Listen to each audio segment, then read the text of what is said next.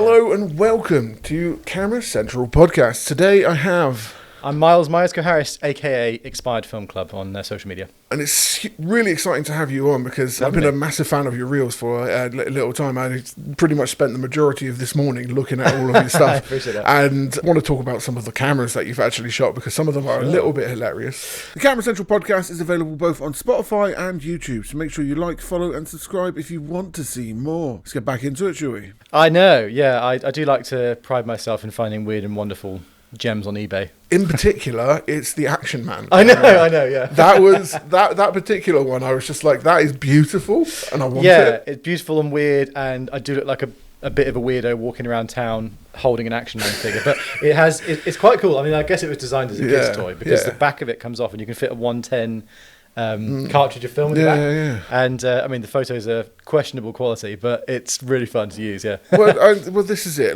For 1 year, you pretty much shoot expired film, right? Yeah. And expired film is not necessarily what you would find out of a digital camera of these days. It's very grainy, very odd looking. Yeah. What is it that got you so interested in shooting expired film in particular? Yeah, it's funny.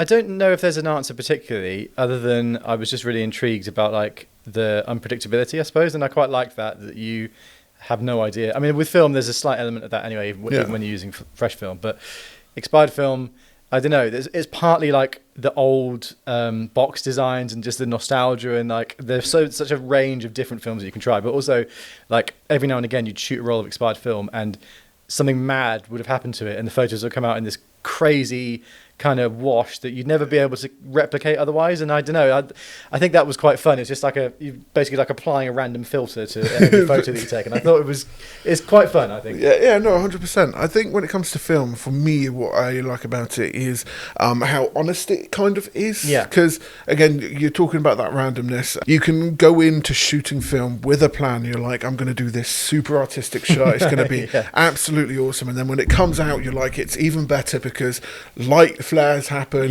or just like... Yeah, I know. It's funny how desirable that look of like... Because, light leaks and things actually, for film photography, you kind of want to avoid that at all costs, really, because it can ruin frames. But yeah, the randomness... There was I did a portrait shoot in Franklin, Tennessee a while ago with a musician called Johnny Morgan, and we shot these photos outside. There's a really amazing old theatre on Franklin High Street, and it's got like the classic like neon lights and stuff, and so I shot on cine still to make it all anyway. And there was one shot. I was using a Kiev, so it was like 6x6 medium format photos. And there's one shot. It's kind of a mid shot, head and shoulders of Johnny. And I don't know where this came from or how it happened, but there's a light leak in a very specific line that just goes over one of his eyes. And I looked at it and I was like, that is so cool, and that was completely unintentional. I had no idea it was going to happen, and I love that about film. That there was just this random moment, and like it looks like something that you would kind of stylize in a sort of graphic design type of thing. Yeah. But it was just, I don't know where it came from. I think I've only had one similar thing that's happened to me with a digital photograph. Yeah. Because in which how a digital sensor takes photo, it basically does it in lines. Yeah. So if you've got flash, it's like that. Yeah. And we were shooting a model shoot. It was for the Sigma 70-200. Yeah. And the photo, literally, the line which the flash kind of like rendered was directly down the model's eye. Yeah. And I absolutely love the stuff, but that's cool. The only time I've ever been surprised by a digital photograph. Yeah. When it comes to film, it's endless, really. And I love it. Yeah. And it's very easy to shoot a roll of film and sort of forget about the stuff that is on there, and then you get it processed, and you look back at it, and you sort of fall in love with the photos that you've taken again, which I really like. Yeah. Well, I think when it comes to film, there's that physical connection to something. In an era where we are constantly hit by digital, using AI to create images, I think there's something about having something that is purely rendered via chemical means, and there's a charm and a uniqueness about that, and I think it's why film photography, and particularly why I think your account has kind of gone crazy, because what you're on now, like 1.3 million over everything, 1.7 on TikTok, and I'm approaching 500,000 on Instagram. Maybe reach that in the next few weeks. We'll see. Nice.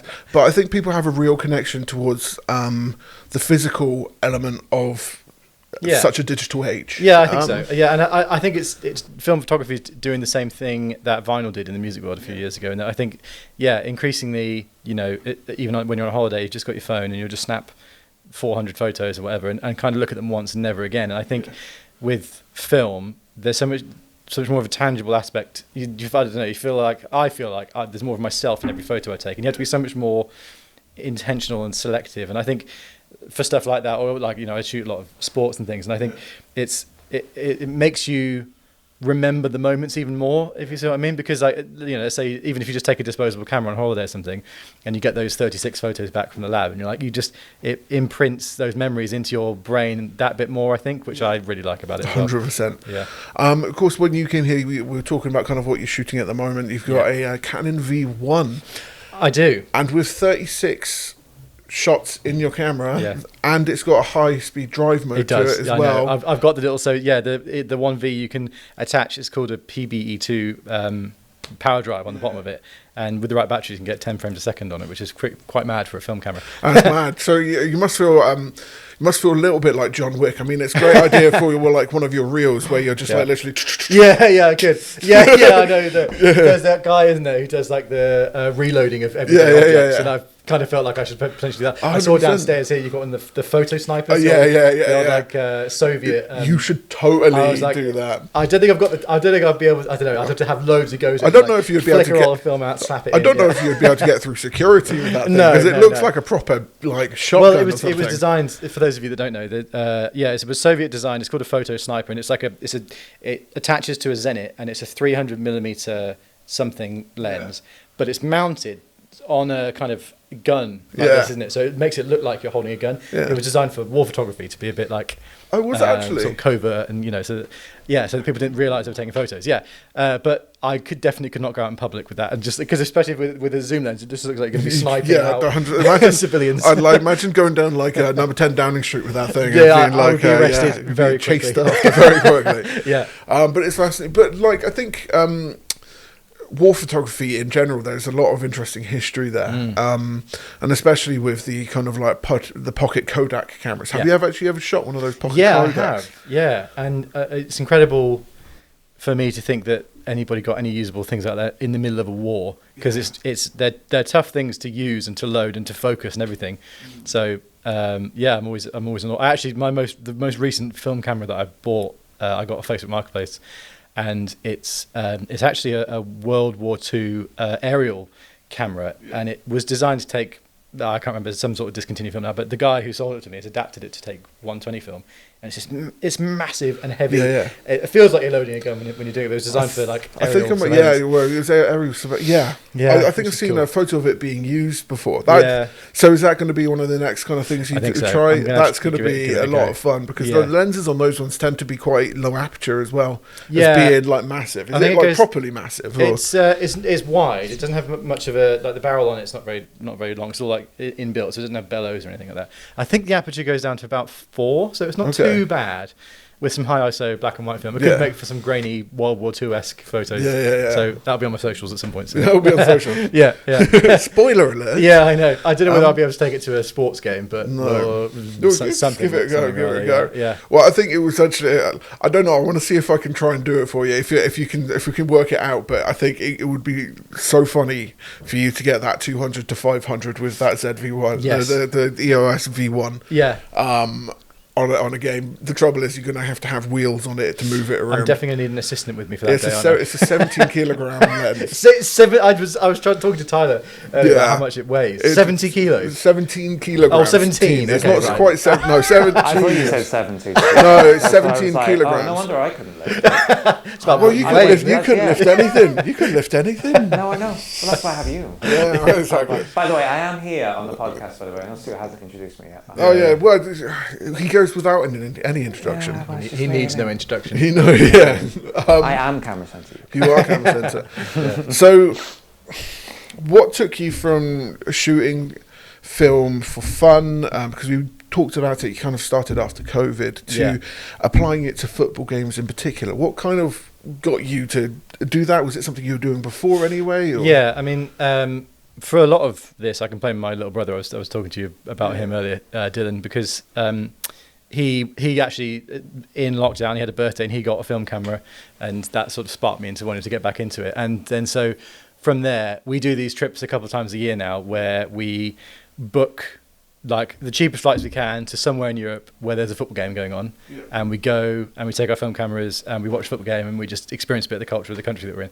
So we've done 5 of these trips now over the past couple of years, and just naturally, because we both shoot film, we'd take the cameras to the games and we'd shoot the games there. And behind, well, sort of, I suppose alongside photography, football is my real main passion as well. So I just loved it, and I'd take my cameras to games and post them across my socials and stuff like that. And the football ones always did well. I mean, it's kind of a nice cross section of audiences, I suppose. And that, you know, well, you've had a chance of actually like collabing with a lot of your Instagram posts with the actual teams themselves as well, right. It must have been it was very cool. Yeah, and that all came about just from taking, because obviously in the bigger stadiums, general public, you're not allowed to bring in like interchangeable lens cameras, especially lenses with long telephoto, cameras with long telephoto lenses and stuff. So I'd taken some point and shoots and things, and I went to a Fulham game last year. It's towards the end of last season.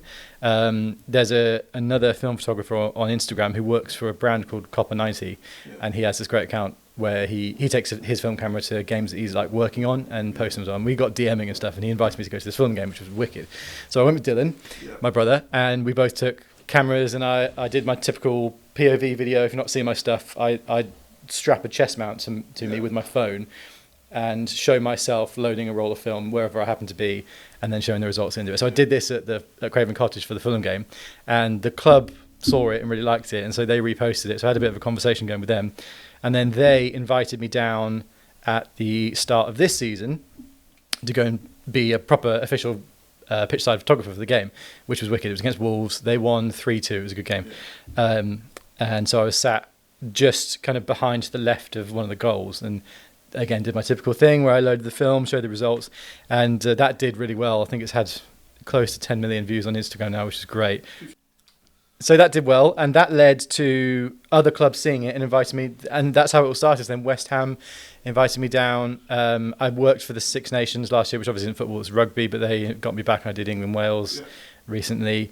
And it's that whole ball's just started rolling from there, which is, I mean, I'm so lucky. It's perfect for me. Like I was saying to you earlier, if I could have picked my perfect career, it would be photographing football. And so the fact that I'm able to do it now is amazing. And there's stuff coming in. I've actually just literally today got back from a trip to Stockholm, where I went to shoot with AIK Stockholm for this anniversary kit. And I know we were saying earlier about using weird and wonderful cameras. They got me to use, the oldest camera I own is a camera from 1897, and it's this number 4 cartridge Kodak. It looks a bit like a briefcase. So it's like a leather case, and you flip the front open, and there's these big red bellows that come out like this. It's really fun. So is it adapted to use like 120? Yes. Or is it like... Okay. So originally, and actually it's really cool, and I wish they still did this, the film that it was designed for originally is called 104 film. Yeah. And it's essentially 4x5 sheet film, but on a roll. Yeah. So you get 6 exposures. Yeah. I've actually got an original box of this film that I still haven't used yet, but that was cool. So it's got like a 4x5 kind of gap in the back of it where the film would go. But I found on eBay a guy who 3D prints adapters to use 120 film. So I stuck some 120 in it. The only thing with that is that because it takes a 4x5 frame normally in portrait, when you attach 120 film to it, it kind of becomes like a panorama. So you have to bear that in mind as well when you're framing up, that the top and bottom is going to be cut off. Anyway, but so I use that, and I'm literally like any second about to get the scans back from the lab for this. Are you excited? I'm more nervous than I am excited, because I hope I manage to get the shot. We'll see. But that was fun as well. So it's really nice. The ball's rolling, and doing loads more with sport, which is perfect for me. Like I say, sport and photography are my 2 main passions. Well, so it's one of those things. Is like, I think that stuff that does well on the internet usually falls within some sort of really hard niche, but then is really shareable as well. I think what you've done with yours is incredibly smart. Really, to be fair, is you've got your niche, which is film, but you've got a shareable platform, which is photo. Which is not photo, football. Yeah. So you suddenly got a bunch of people being like, oh, that's awesome. And then you have that real connection to, because a lot of these people probably play football themselves, or, they have a history of family with football, and they're like, that looks like my grandfather playing football. Do you know what I mean? Yeah, it's funny. I mean, it didn't happen. I never had a, mission or a plan as like, here's what I'm going to do to become viral or That's get in often the best thing, really. Yeah, it all happened really naturally, and I was very lucky, and still am lucky that I continue to be able to do this. I mean, it's amazing because like there was a point, I guess, probably just over a year ago, where Expired Film Club became my full-time job, which is just mad to even think about. Congratulations! But, thank you. That's absolutely awesome. It's crazy. So. I'm really lucky and just riding the wave and hoping I can carry on. I mean, it's just, really great fun. Oh, yeah. I think what you're going to find is more and more people are going to get interested in it. Because, like I was talking about earlier, you've got a time where everything's so digital, everything's so high-tech. And I think there is a connection between old film photography, like vinyl especially. It's a connection to the past that is more tangible than something like...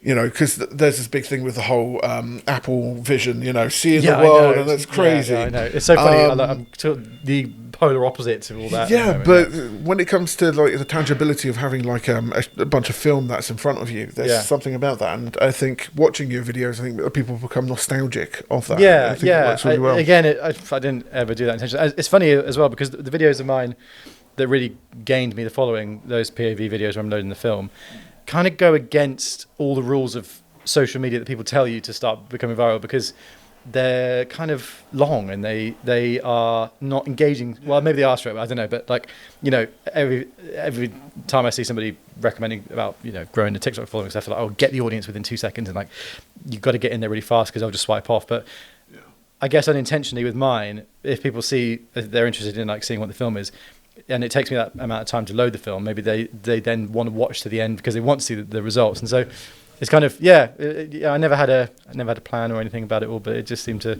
take on a life of its own, which was amazing. Yeah. Something that is interesting at the moment, this is kind of talking about YouTube, because of course you do have a YouTube channel as well. I do.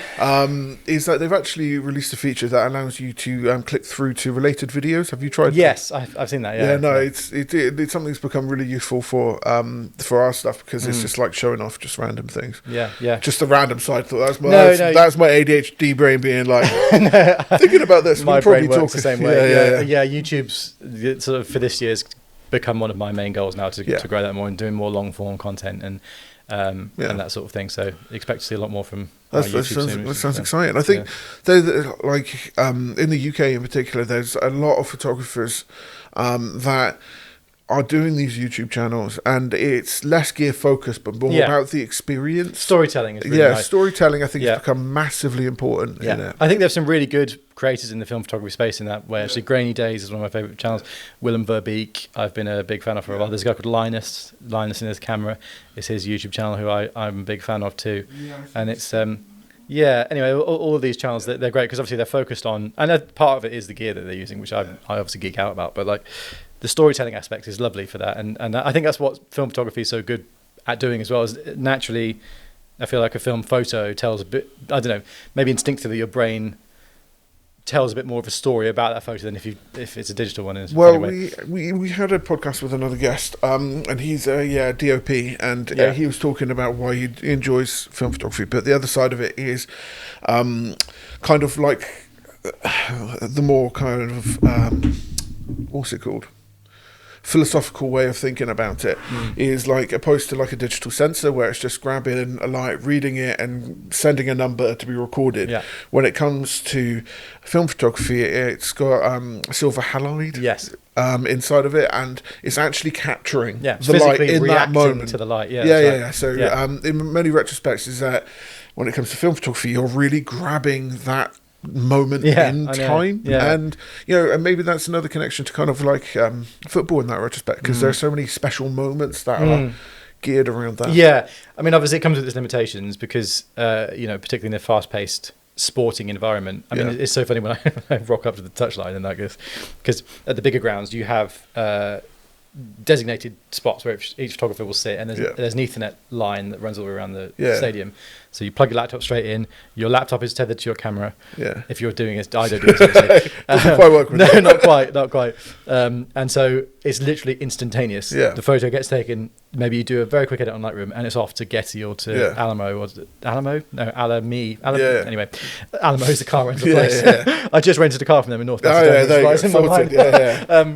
And so sporting events are so, you have to react really quick, and social media now as well. Like there's a particular photo that was taken this season of I don't know how much you're into football, but Alejandro Garnacho. I support Man United, and he scored this incredible bicycle kick against Everton. And there's a photo that the club photographer took of him mid-air.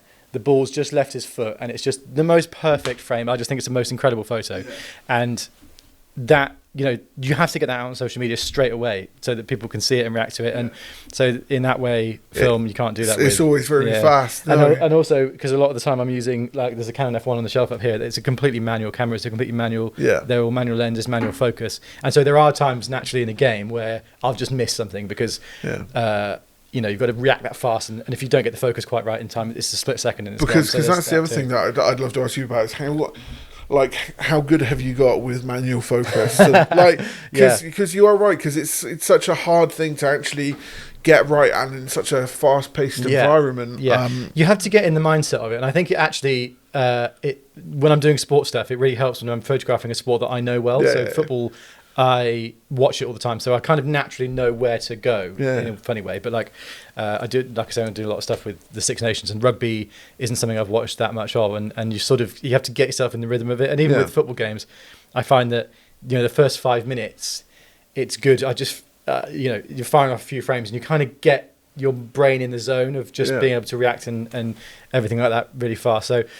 Yeah, it helps. I wouldn't say I use a particular technique, because I get some comments online about people saying, like, you know, do you pick a zone, you focus for that zone, and then when the action comes to that zone, you then snap away. But you can't really do that with sport. You've kind of got to be following the action a lot of the time. And in that case, that's just like you're just then reacting, you know, and trying to. There was a game, the game I did for West Ham. I guess it was the start of this year, maybe the end of last. Yeah. I do this thing now where I sort of film myself taking the photos and talking through the process, and I had the most perfect moment where Jared Bowen for West Ham scored, and he was right in front of me, and I had the 70-210 lens on, this manual focus, and I was just really, really lucky that I managed to get it exactly. So there's a moment where he's striking the ball that's going in, and then he starts celebrating, and the team's celebrating, and that was one of those moments where I was like, oh, okay, that was, you can sort of tell. But there's been a lot of moments in between where something happens right in front of me. Like there was one, I shot a Salford game recently against Wrexham, and I had the 70-2. I've got two Canon F1 bodies, and I normally have one with I've got a big 300mm Tele f2.8, and then the other one will either have a 70-210 or like a 28-85, so that's kind of the more, you know, you've got a bit more range with it. And I had a roll of film in that one, and it just ran out, and so I was just about to change the roll, and this throw-in comes in, and Salford score right in front of me, and I've got this 300mm lens on, and it's just way too zoomed in, and I can't get it. And so there's moments like that which you can't account for with film photography. If I had a few shots left on that roll, if I'd changed the roll in time, I would have got these amazing shots, because they came and they were like celebrating right in front of me, and it was just one of those moments where I was like, shit. Yeah, but I would need to have just like a little. What you need to do is get like a little Mewtwo that you can just like whip out. Or that.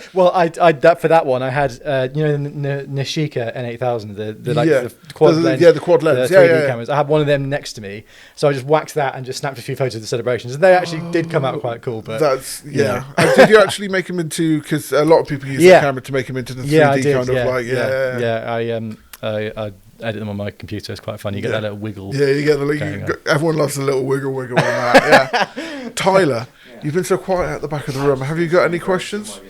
I could talk about film all day. I wish I did more of it. Because you did actually shoot some Super 8 as well, didn't you? Yeah, I haven't done quite so much of that recently, but I do shoot Super 8 here and there. But again, that's something I've got a Super 8 camera. I love the fact it's called an Elmo as well. I got an Elmo. Yeah, I like it, and it works fine. I need to find the.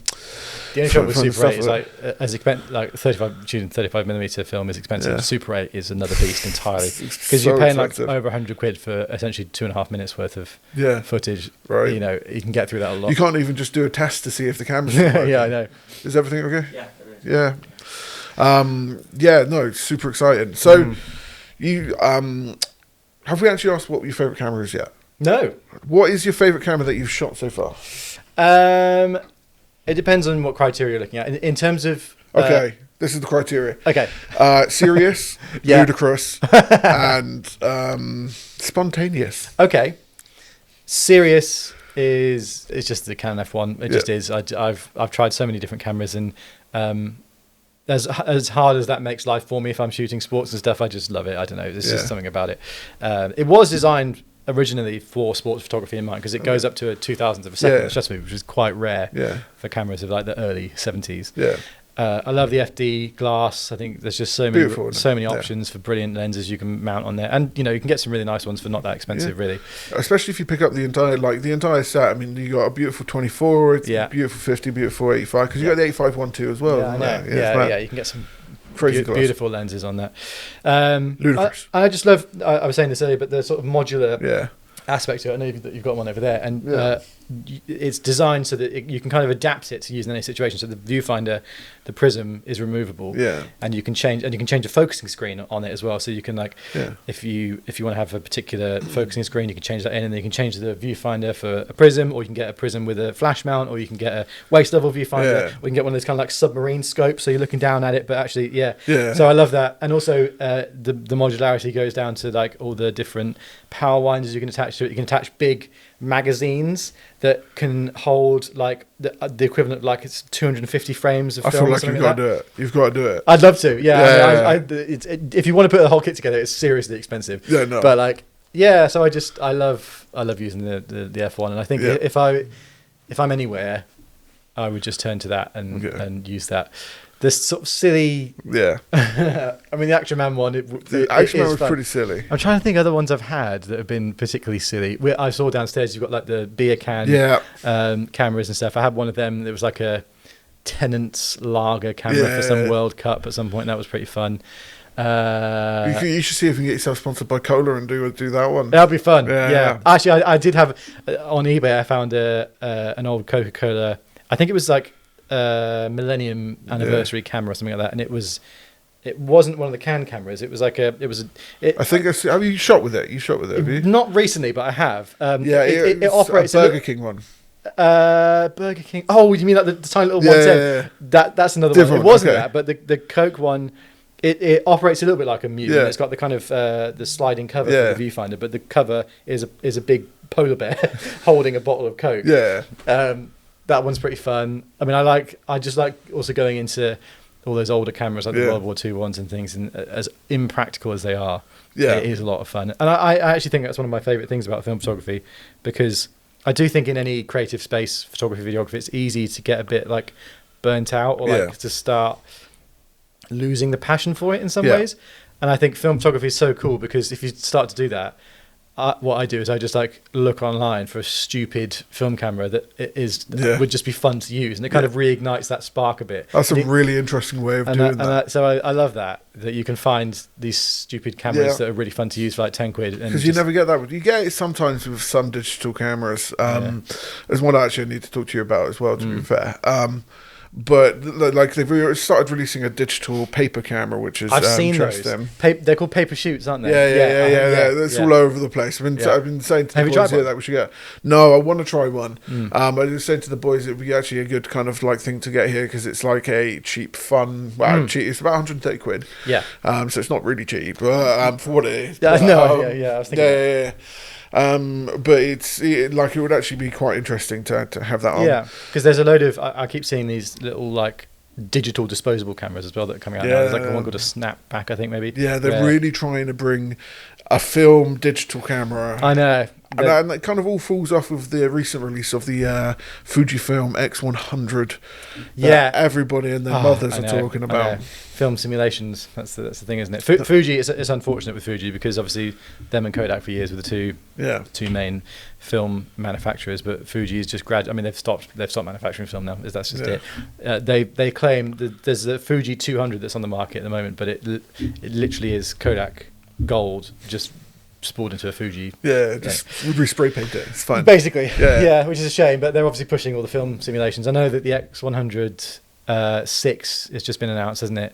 Yes. And they're like adding more Fuji simulations. I think it's 20 film simulations. Yeah. Because it was previously, I think, 17, and they've added a couple more. Yeah. I mean, it's the way to go for digital companies. And I think the thing that people like about that camera so much is the fact it's got like the soul of which photography kind of originates from. Yeah. Which is, well, it feels and looks like a vintage camera, doesn't it? And I suppose that you get the vintage stuff out of it. And also, I think the thing with those film simulations that people quite like is that it's straight out camera, no editing needed, is it? And you've just got these images. What was the last criteria of spontaneous? Spontaneous, yeah. So it would be some sort. We got sidetracked like hell. Oh my god! It would be some sort of point and shoot. What's my favourite point and shoot that I've used? I mean, to be fair, Myerscough is very, very close. Yeah. To that. Those cameras are interesting in the fact that they were like 40 quid when they originally and now they go for in excess of 300. Yeah, they're nice. The lens is really nice, but they are flimsy. I find loads where the battery door it comes off and you have to take them shut and stuff. So that I actually haven't had a lot of experience with Contax cameras. I'd love to shoot a T2 or a G2 or something like that. That would be interesting. They are cool. Particularly awesome. Other ones in terms of point and shoots, I quite like the Yashica T series. Yeah. I've found an absolute. I'm a bit of a Facebook Marketplace merchant. I've always just got like alerts up on just film cameras and stuff. And one, I think it was a Yashica T4 came up in a local village to me, and it was like 25 quid. And I feel a bit bad because obviously the person selling it had no idea that it's worth like 400 or 500, but I just jumped on that and had that for a while. Well, it's stuff that a lot of people don't realise because my stepfather gave me it was a Russian branded camera, but what he didn't realise was actually it was a Carl Zeiss lens. Oh, cool. And it was the original lens design of the Helios. Oh, so wow. The Helios was a copy, right? Yeah. I had the Carl Zeiss Gen 58 f2. I had that for ages. I think somebody ended up nicking it in the end, but did you adapt it to use on? I did adapt it to use it on there. Bokeh for it was incredible. Really awkward lens to use in general because it had like a spring aperture mechanism where you would focus it, but you would pull down the focus wheel to change the aperture. Okay, so you could just lose focus really easily when you're doing that stuff, could you? Yeah, nice. But it's fun. The Myerscough is your spontaneous. Yeah, sounds to me like a bit of a basic answer to me, but it's so like I've been saying to you guys today. I'm doing so much traveling at the moment that having a camera that's that light and portable, you're just going to whack out and get some good results. Yeah, 100%. Especially with like that beautiful lens on it as well. Yeah, going down to 2.8 it means that you can. It can be fairly low light and you can get some decent stuff out of it. Definitely. Yeah, that's what Olympus should do. Olympus should bring out a Myerscough digital camera. They should do that, actually. Just a full-frame Myerscough. Then I might buy an Olympus camera. I probably need to keep that part out of that there, Tyler. I say I will. Do you know Pentax are actually interested? That's something that you could probably talk to them about. Yeah. Pentax are actually releasing a film camera. I've heard about this. Yeah, I have. It's been talked about for a while. Similarly, we're talking about Super 8. Kodak have announced that they are releasing a. They've announced that camera, the Super 8 Kodak, for like years. I know it's finally happening. Have you ever seen it? The price point. It's ridiculous. It's so stupid. I'd love to give it a go. Yeah. The trouble is like when it comes to Kodak, this is probably going to be being mean to Kodak at this point, but Kodak cameras do tend to be like really like they're almost akin to the bottom tier Amazon £25 4K 48 megapixel full frame camera that you can buy. Yeah, they do. Yeah, they do branch out and have a lot of cheaper products. I mean, I was so excited for that Super 8 camera, and then it does look very cool. It does. Don't get me wrong. Digital screen on a Super 8 camera, or whatever. But for $5,000, I'm just like, come on, man. I think that what that's going to end up being is like high budget adverts and documentary productions. And they're like, we'd love a bit of Super 8 and we'll get this Kodak camera. Yeah, it's going to be a rental that's what it's thing. going to be used for, I think. Which is a shame. Capitalising on interest, I think. That's what that is. It's Which is a shame. Because if you have a look for where like Kodak originated from, like the whole idea was to get cameras in the hands of the masses, and that's where the Brownie came from. The Brownie, like it was a Kodak Brownie, right? I'm not just being Kodak Brownie, and that was to get photography away from being just this really specific thing and being able to be used by the masses. And selling a £5,000 Super 8 camera, it's a shame. What I'm hoping is that it's the first in a kind of line where they might adapt on it and make it a bit more consumer level. I mean, there's probably even an argument for the case of film cameras and that to like in the future them doing that, because got this whole thing of like AI photo generation. People are going to want to have physical stuff. So is film going to become a main factor in stuff again? Maybe. I mean, it's.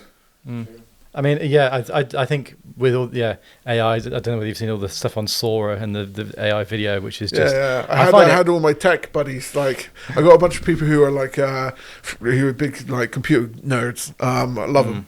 Love being a computer nerd because I did a bit of computer coding. I'm guessing we've been talking for a while. You're at 37 minutes. Okay, that's fine. Jeez, we'll go for another hour. It's fine. You can go another 10 minutes. Okay. You've got well, you have got that long. But no, it's fine. No. I have to edit it though, so like, as long as I'm finding it I'm just interesting. thinking about you and the work. Yeah, no, that's fine. That's cool. Fine. No, I understand.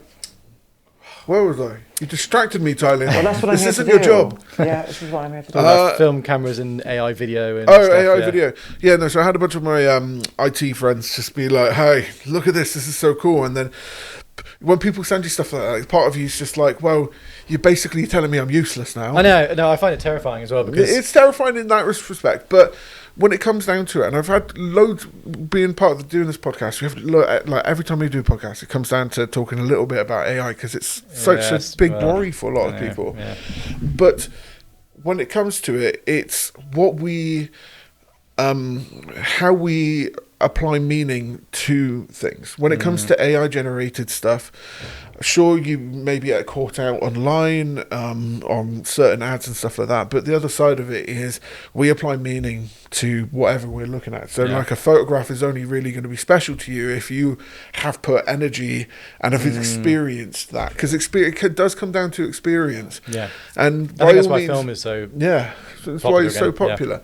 And I think it's why the truly special stuff, I think, will always be created by somebody. Yeah, I think that's fair. Yeah, I've seen a lot of arguments from people saying like, it's why is AI kind of making all these waves into creative stuff? Like, humans are creative. We should be doing the creative stuff. We should get AI to like write code, or not the code isn't creative. That's the majority of the stuff that it creates has been inspired by another human's piece of art. It's not anything truly unique yet. Yeah, but if we can get AI, I'm sure it does, but like do data entry jobs and stuff, and leave the human to do the nice creative and make music and art and take photos and stuff. Do all that. Yeah.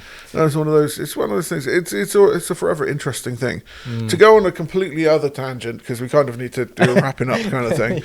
I did want to actually talk about the Gameboy Camera. Oh yeah, please. Okay, I'll happily talk because about that. I'm surprised that you didn't mention that in your like spontaneous. No, actually, stupid or like, the only thing about that is that the quality is so shockingly bad. Oh my god, yeah. But it's a great bit of kit to use. Yeah, 100%. Well, like I also saw you did a reel with like a tiny camera like this. Yes. As well. I mean, you're not even going to get a good quality image out of it. But I'm surprised by that though, because actually, when you see the frame size, it's like your little fingernail basically. Yeah. But it kind of has that when you shoot it on, because with that obviously the film doesn't exist anymore, and so it's a very finicky process, and I can only ever shoot one frame with it when I've got it, because you have to cut 35mm film down to size and put it in the back, put the back of the camera on, and then so you just click the shutter and that's it. That's a lot of effort. It is a lot of effort. That's why there are less and less videos of me using it, because it takes me so long. But if you're using nice fresh film, it's not expired to be fair, when you blow it up, it just goes really grainy. It looks like a sort of watercolor painting, which I love. Yeah. But the Gameboy camera is really good fun. Gameboy. So I found a place online where they've made a tiny little sort of mini computer that you slot into the cartridge slot on the Game Boy, and then you put the camera into that. So it looks a bit stupid, but it then basically takes the output from the Game Boy camera and turns it into video. So you can use it as a video camera. It records like 8 frames a second, and it's all in like black and white and just pixelated. Because I can't remember how many megapixels the camera is, but it's like 0.01 or something. It's just like grey, black or white, the little pixels. So I've done some video stuff on it. It looks very horror movie, but it's I'm really gonna have fun. to like have a look at that. That sounds fascinating. That is fun. I'd love to, because I don't know if I think somebody's done it before, where they've stuck it on a gimbal. Yeah, and they've used it for like a reel and stuff like that. But I'd love to try that. People have done it with the DS, haven't they? The Nintendo DS. Yeah. Oh yeah, no, it was the DS one. Yeah, of course. Yeah, that's fun. I know, I love all that sort of stuff. It's so cool. Like the history of just like imaging in general is just completely fascinating. Yeah, for sure. It was interesting, like when I was in Sweden, because obviously they got me to use this 127-year-old camera, and then at the same time I just got the Canon EOS 1V, which is kind of like, it was sort of one of the first mass-produced film cameras ever, and the last by Canon. I had them both on my shoulder, and I was like, this is a very weird juxtaposition in the funny way, but it was nice. There was a photo I posted on my story, because when I was doing the team photo on the 1897 camera, the lens, I'm not sure what focal length it technically is, but it's quite zoomed in. Yeah. So I had to stand quite far back from the team to do the photo. Okay. And all the other photographers with the digital cameras had to stand behind me, obviously, so they weren't in frame. And so I was there cradling this crazy old camera, and there were all these other digital photographers looking slightly pissed off because I made the move, like with their big zoom lenses and stuff. It was so funny, man. Oh, that must have been a really interesting experience. It must have been a fascinating experience for you, for that, like them to be like, okay, we need to get back behind the film photographer. Yeah, well, because you're there for them to shoot. So like, they started, because I think you do a team photo before the game anyway, and the team started lining up, and naturally all the photographers like went to get close to them. I was like, you're gonna have to get behind me, guys. I'm really sorry, but like I can't. It was so. So they were all having a look at like, what the fuck is he doing? Oh my god, what's he doing? Yeah, no, definitely. So it was fun. That was awesome. I do feel like I could probably talk to you for another 2-3 hours. We'll do it. This will be the last question pull now. Yeah, okay. Can I ask a question? Because you've asked all the questions. Yeah. So oh yeah, sorry. Can I ask yeah, Stuart, thanks for leaving me in the back. Just everybody at home wondering. It's just he's more interested to talk to. Well, but I'm here with you 5 days a week, so. Are there? Because we talked a lot about film. Yeah. Everything. Is there anybody digital that inspires you? Yes, there is any actually. Photographers out there, videographers? So I am a Man United fan, sadly. Yeah. But there's the club photographer is called Ash, and I obviously naturally love it. I was saying about the Alejandro Garnacho photo, he took that, and I just think he's brilliant, because United have hired him as the club photographer, but also the fact that he is Man United's club photographer, I think it's great. There's also a cool guy who I follow online called Greg Williams, who you might have seen a bit. He's an English guy with like slightly long hair and a beard, and he does a lot of the celebrity events. So I think he was at the Golden Globe. He does a lot of the red carpet stuff. But he masterclasses. Yeah, that's right. Yeah. But he uses a Leica. I don't know whether it's the M11, the monochrome, but I think so. He uses Leica digital cameras and does everything in black and white. And I just think he's a great example of when you're shooting with models and with celebrities or people like that. It's a lesson in making them comfortable gets the best photos. And he's very much got that commercial but documentary vibe to him. Yeah, I just think he captures really great moments, and the fact it's all in black and white just looks so classy. I believe he's a Leica ambassador actually. I wouldn't be surprised. Sure he is. He's very good. He's one of the top photographers in that. Kind of I like him. Field. I like him. And then in the YouTube space as well. Just as a personality, but also as a photographer, there's an Australian guy called North Borders, and he does a lot of car photography actually. But he was the person who made me invest in Sony cameras, because he uses Sony stuff, and he does these great kind of POV videos, a bit like me, but like longer form, where he's got a GoPro strapped to him, and he just like goes wandering the streets of Melbourne in the rain or something, and just shows him photographing and stuff. And isn't it weird where we get our inspiration from as well? Yeah, I think that's really true. Because my number one inspiration was Don McCullen, who's like a war photographer. And he photographed people just dying in the streets. I know that sounds really morbid, but honestly, it's kind of what connects with you, isn't it? Like capturing the realism of the real world around you. That's always been an inspiration for me. And then being able to translate that into other things. I took that similar approach to weddings, obviously not killing the bride and leaving her on the floor. But you know what I mean? It's that sense of being in the moment and that realism. And I think regardless of whether you shoot digital or film, that kind of applies in both senses. Yeah, I think so. There's another YouTuber I like as well called Peter McKinnon, who you might be familiar with. We know people. We might be familiar. He's not bad, is he? I think we stocked one of his bags at one point, didn't we? Oh, really? We still do. Yeah, he's just launched a load of like pro mist filters, I think, but I think he's cool. And again, I like him as a personality on his YouTube he's good. I think the message he puts out, I think, is perhaps the biggest part of what I enjoy about watching him in particular. There are a few other people that I really like, and someone you may enjoy is a guy called GX Ace. Okay. Depends how much you like sci-fi, to be fair, but he does this really unique take on camera reviews, where he I don't even know how to explain it. It's very kind of like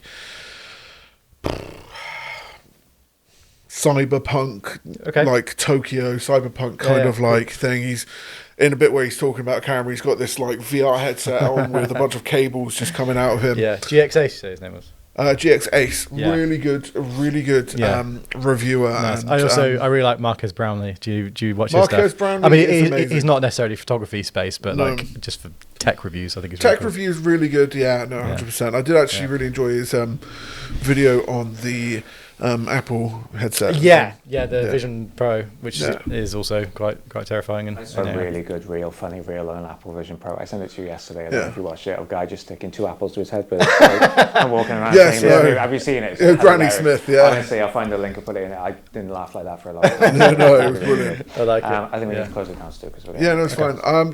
Last one though. Yep. I'm going to do 2 things to really annoy Tyler. What would your advice be for anybody looking to start in the creative industry? I mean, what's advice that's not been said a million times before that I could offer? Exactly, yeah. I mean, I think you've got to absolutely love it first, because I'm sure we've all been in situations where it's the sort of thing that if you didn't love it, it would be very difficult to start with, because it does take a bit. I got very lucky with the Expired Film Club, and I think I just hit a niche at the right time.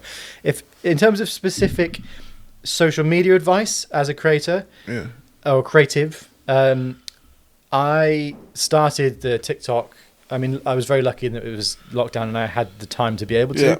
But what I did was I just started, filming content about like film photography and stuff like that. And when I found something, those film loading videos, when I found something that seemed to resonate with people, which it did, I just kept doing it. And so that, again, naturally and slightly unintentionally was quite good, because it's a theme, but it's different every time. So like if somebody sees a POV of me loading a roll of film, it could be a different roll of film with a different camera in a different location and whatever. And I think for some reason it engaged people, but I just kept doing it and doing it and doing it. And it just, that seemed to gain the traction somehow. I do think it's got to be a sort of slightly unique idea, maybe, and a slightly unique perspective on something that's already been done. I think the other thing with it as well is it's got to be something that you truly enjoy, and I think people will see that. Yeah, passion shines through, definitely. Yeah. Our channel's doing okay, but like you're doing freaking awesome. And I think the reason why that is people resonate with you as well as a somebody who is passionate about a certain thing. Thank you. Last thing, I know, Tyler, calm down. Last thing I want to say is I think you should try. I don't know how, it's probably going to be impossible. Yeah. But have you seen tin plate photography? Yes. I think, because there's a guy called Jarvis that does it in Cardiff, and I have yet to actually meet up with him. But imagine just trying to do sports photography with that. I think it would be a very unique reel, because like the images you get out of they have a very unique look as well. It's something to do with the chemistry and the way that it reacts. Yeah, I would love to do something like that. I can't say I'd be a particular expert in it to start with, but I'm sure I've had some guidance. But yeah, very cool. Yeah, no, it's very, very cool photography. So nice one. Anyway, so we're going to pop to the shop now. Okay. And this has been really awesome. Thank you so much for having us. I could actually talk to you for another couple hours, but Tyler, we can at the shop, shall we? Thanks for having me, guys. Let's hide in the corners. I really appreciate you having me on. More content from us than just a podcast, so cool. Check out the socials. Yeah, thank you for having me. Awesome. It's been awesome. I hope you've enjoyed this as much as I have. But yeah, cool. Yeah. Ready to close it down? Okay. Yes. You can start. Don't forget to like, follow, subscribe. Oh yeah, God. Yeah, thank you. Don't forget to like, follow, and subscribe to this channel. Now, Stuart does that to me every single podcast, and now it's time to bring it back. So don't forget to like, follow, and subscribe to this channel, and keep up to date with all of our latest content. Thank you. Bye. I'll let him have that one. Yeah, and follow Expired Film Club on socials. Yeah. Of course. There we go.